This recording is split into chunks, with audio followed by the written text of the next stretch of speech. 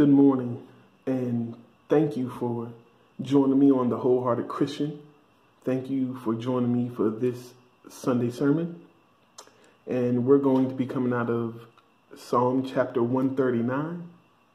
And I'll be reading out of the King James, whichever version you have should be good. Hopefully it is good. And let's get started. Okay, starting at verse 1. O Lord, thou hast searched me and known me. Thou knowest my downsitting and my uprising. Thou understandest my thoughts afar off. Thou compassest my path and my lying down, and art acquainted with all my ways. For there is not a word in my tongue, but lo, O Lord, thou knowest it altogether.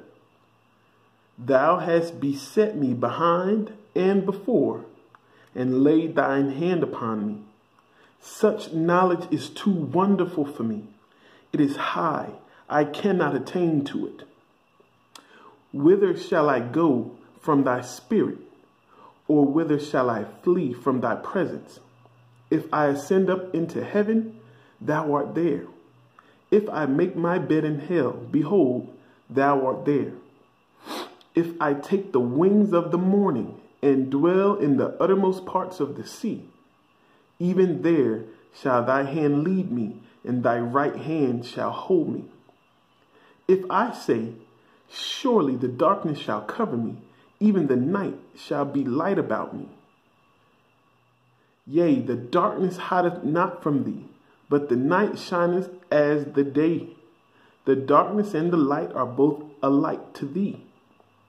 For thou hast possessed my reins. Thou hast covered me in my mother's womb. I will praise thee, for I am fearfully and wonderfully made. Marvelous are thy works, and that my soul knoweth right well.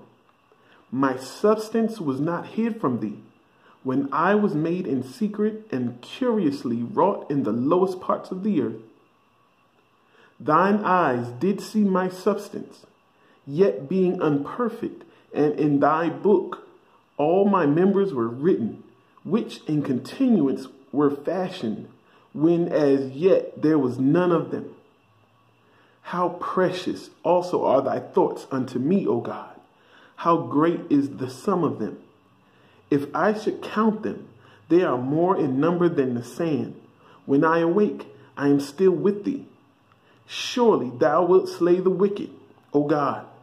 Depart from me, therefore, ye bloody men, for they speak against thee wickedly, and thine enemies take thy name in vain.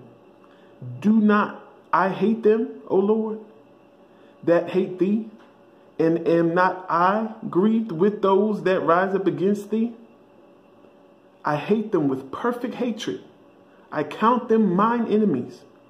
Search me, O God, and know my heart. Try me, and know my thoughts, and see if there be any wicked way in me, and lead me in the way everlasting. Listen to the way David talked about God. Listen to the way David talked about God. He says, you searched me, you know me already. He says, you know when I get up, you know when I sit down. You know my thoughts are far off before I even get to think them. You already understand what's going on in my head. So then that should give us some kind of comfort, knowing that when we reach a trial or a tribulation, when we get to the places where we start to worry about certain things or anything, remember that the Bible tells us cast all of our cares upon Jesus because he cares for us. And right here, David is saying, you already knew what was going to be worrying me. You already understood what was going to be going on in my head. Even before I even made it to that problem, you already knew it. Matter of fact, if I can go even further back, you knew me before I was even created in the womb. He already knew us. All of our days, as this same scripture here says, all of our days have already been numbered. He knows before we even are thought about by our parents. He already knows what our birth date is going to be, and he already knows the date of our departure. All of these things are already planned ahead of time because God is sovereign. God is in complete control of all things. There is nothing that we go through in this life, or the next for that matter. There is nothing that we go through that God is not in control of, whether it be good, bad, or ugly. God is in control of all things. God is in control of the government. God is in control of me and you and our children and our families and those who kill needlessly, those who kill with a purpose, those who... God is in control of all of these things. Now, can I sit here and say that I know why God does all of these things? No, I don't know exactly why God allows some things and not some things. And I don't know all of these things. We cannot know it, because even David says here, such knowledge is too wonderful for me. It is high, I cannot attain to it. So no, there are some things that are completely mysterious to us, but we do know what the Bible does reveal to us about the will of God is that all things were created by him and for him. And so for his glory, all things happen. We may not understand it until later on, or we may not understand it until we meet the Lord on the other side. But from the culmination of all things, the beginning of all things and the ending of all things will be to the glory of God.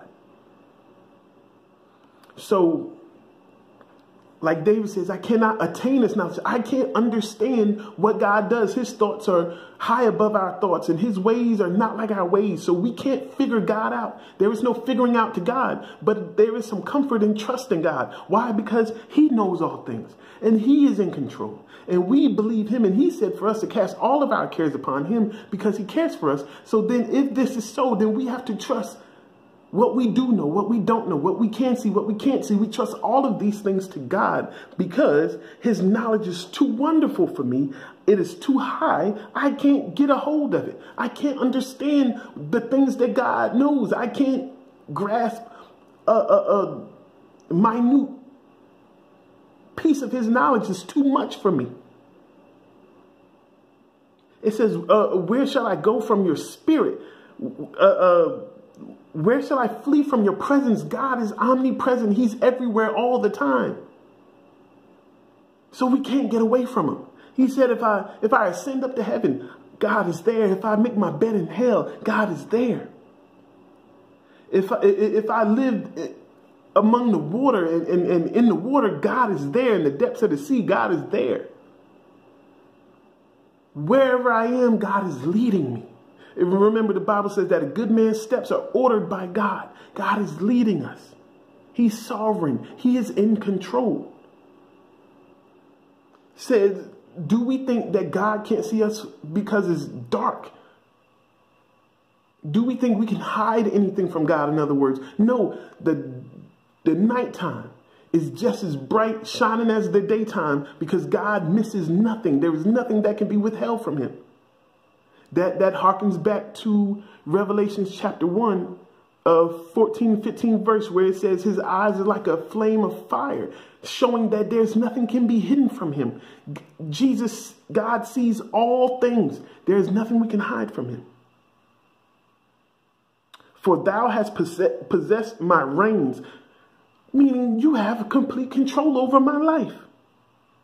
You have covered me since I was in my mother's womb. That's what David's saying. There has not been a time that you have not been in complete control of everything going on with me.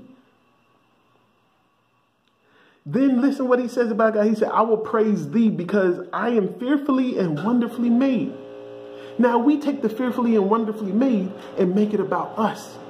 We take that fearfully and wonderfully made and try to boost our self-esteem with it.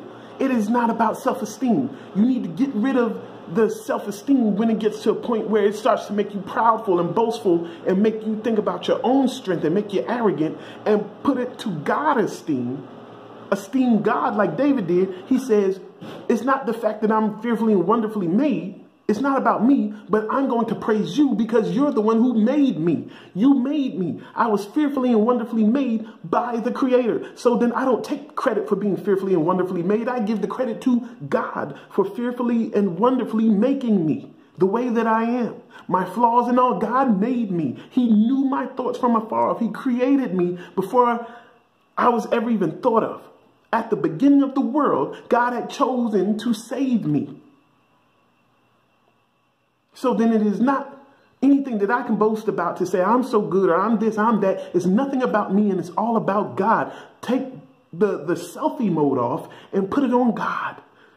When you have the chance to put the mirror in front of you, take that mirror and put it behind you so that you can see who's been keeping you. It's not about you. We were created by God, for his glory. Our whole lives will be lived out, and it plays in the movie that is named God. It's not Jacob's movie or your movie or whoever's movie. It's the God movie, and we're just part of it. David said, your enemies are my enemies. David said, your enemies, O God, are my enemies. Those who don't like God, I love you as a human being. I love you. But if you're an enemy to God, you're an enemy to me because I'm his and I'm on his side. So while I do not say that I hate you or anything like that, but we are at odds because I'm on God's side and you're on the other side. So anybody who's an enemy of the true and living God, then you're an enemy of mine as well. David said, how precious also are your thoughts unto me. How great is the sum of them. How precious, Lord, I take what you think more important and more valuable than what anybody else thinks, or even what I think. It ain't about what I think or what anybody else thinks, Lord. What you think about how I live, what you think about what I do, what you think about what I preach, what you think about what I say, what you think about anything that has anything to do with Jacob. I want it to be about you, God. I don't want the focus to be on me, and I don't want me to be focused on me. I want me and anything around me, anything to do with me, to be focused on you. And then finally, David says, search me, O God, and know my heart. But look inside of my heart, Lord, and tell me if you find anything that's wrong, anything that's inappropriate, anything that's bad, anything that's going to defile me, that's going to make me lose my way, and take it from me. Clean me of it. Get me on the straight path. I hope I said something that would make your view of God much higher. I hope I've said something that would make you get out of that mirror and look up to the hills from whence cometh your help. My help cometh from the Lord, who made the heavens and the earth, my creator, my God. God bless you.